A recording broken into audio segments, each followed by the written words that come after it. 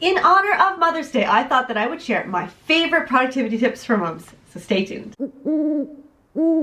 Hello and welcome back to my channel and happy Mother's Day. Today we're going to talk about productivity tips for moms, but even if you don't have children at home right now, it doesn't mean that some of these tips won't help you out, so don't think you have to stop watching just because it's for moms. That said, the first thing I want to talk about is mom guilt. Mom guilt is real. Mom guilt is this huge hairy monster that eats away at everything and just makes you feel bad about yourself. I think the reason that mom guilt exists is because we just don't have enough hours in the day to do everything that we think that we should be doing. Should. There's that word should. I don't like the word should. So if you think you should be doing something, then that's something that you need to rethink. Some of the things that green, hairy, ugly mom guilt monster says is, I don't play enough, I don't cook healthy enough, I don't cook enough, period. I give my kids too much screen time, I'm not providing enough for them, I'm taking time for myself, taking time away from my children to spend time on myself, and many more. The list of toxic things that your mom guilt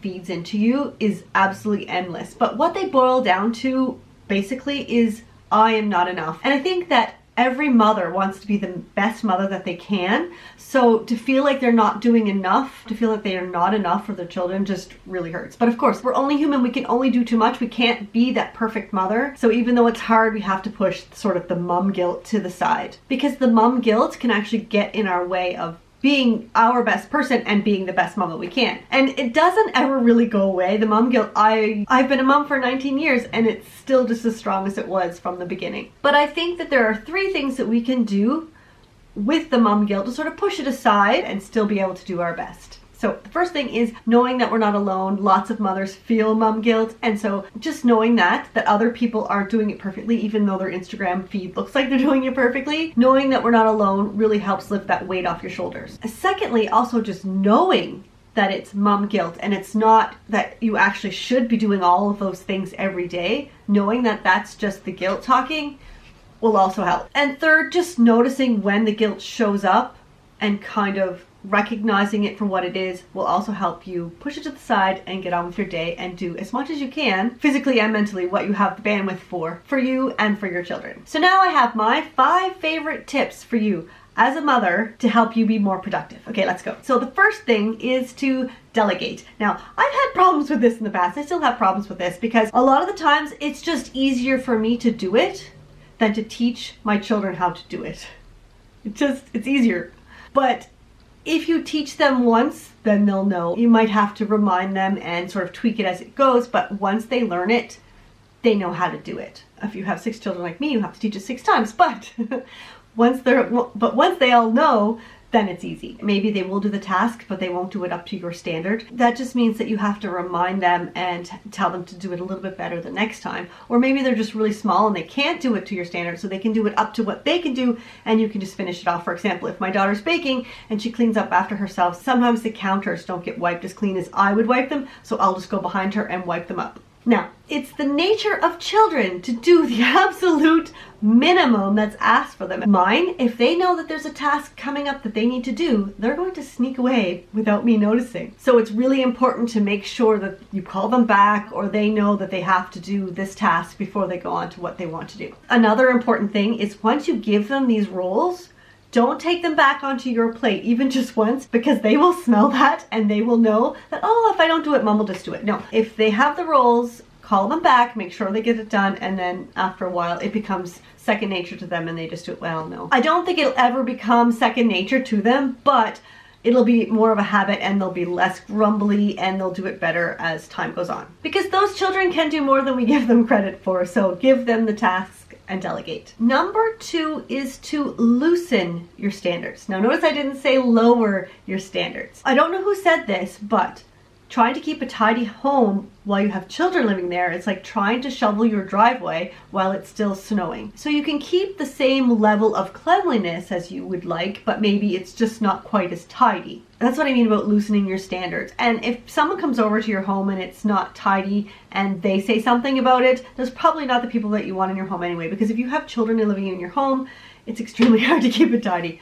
I know. We are here to teach our children about life so that when they go out into the world, they can become beautiful adults. That's the big picture, but of course in the day-to-day, it's more difficult than that. Teach your children about your standards, but keep them loose as they are learning and growing because it really does take time. Number 3 is something that I've been talking about a lot recently, and that is self-care is non-negotiable. There's that old saying that if mama ain't happy, ain't nobody happy, and it is so true because you have so much to do in the home that if you're not taking care of yourself, then everything just falls apart. So find something that you enjoy doing that fills you up so that you can keep going and taking care of your family. I have a few videos on this. I have another one coming up later in the month, but I'll link a few in the description below so you can go watch those when this video is over. Number 4, learn to work in the in-between times. As a busy mother, you may be running your children back and forth. You may have only 20 minutes at home before you have to do something else. There's always something to do, always somewhere to go. But sometimes there's just a few minutes in between, and that's when I like to get things done because it's kind of like a mini deadline. Let's see how many emails I can answer before I have to pick up my son. Let's see if I can get the kitchen cleaned up before the kids have to go to the bus. But it's also choosing tasks that work with those little tiny bits. You don't want something that needs a lot of your focus so that once the 15 minutes is up, you have to break focus and change up how you're thinking or what your mind is focused on in that moment. Save those tasks, the ones that really need your focus, when you have a larger chunk of time. But I know for a while there I didn't have those large chunks of time, so that what I did when all my children were in school, I was lost. I didn't know what to do, so I would just do 15 minutes here, 15 minutes there. I would switch back and forth, and then later I sort of got back into the more focused work when I did have the big chunks of time. Maybe keep a running list of different tasks and things that you can do in 15 minutes. So when you look and you see, oh, I don't have anything to do for the next 10 minutes, so you can check your list and see if there's anything you can get done quickly. Before we get to the last tip, I want to ask you if you've got your shopping done for Mother's Day. Today's Mother's Day. It's the very last minute. If you haven't got it done,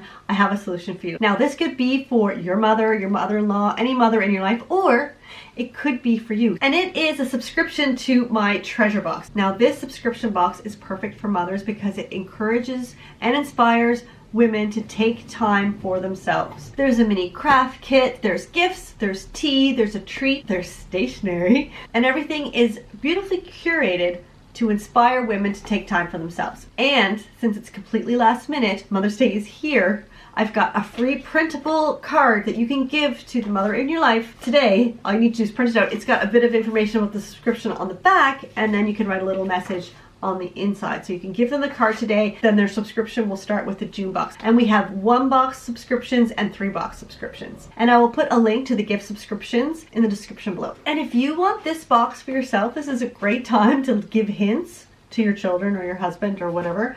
This is what I want for Mother's Day. So check out the link in the description below. Number 5 is to set boundaries. Now, this one is the most difficult for me. Like I said earlier, I've been a mom for 19 years and I've only now started to set boundaries the way I should be. And it all started kind of because of lockdown. I was home with my children, homeschooling. They were always here. I'm an introvert, so I need my alone time.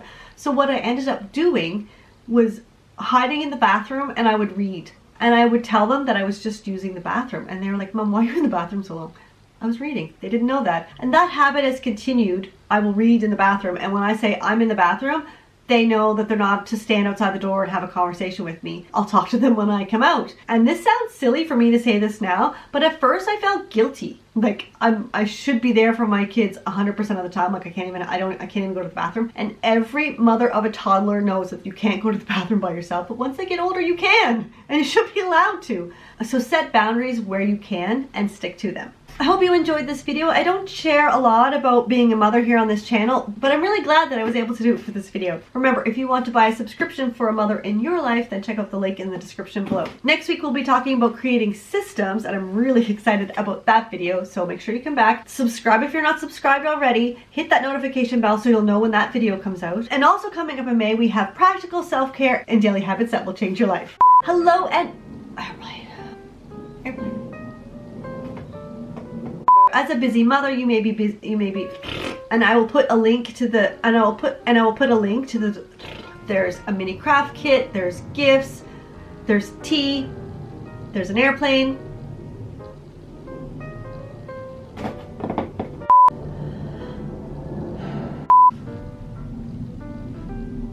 You can subscribe here by clicking on my little face. Here are 2 more videos that I think you will like. If you made it this far, leave the pregnant emoji in the comments below. Have a fantastic day and happy planning.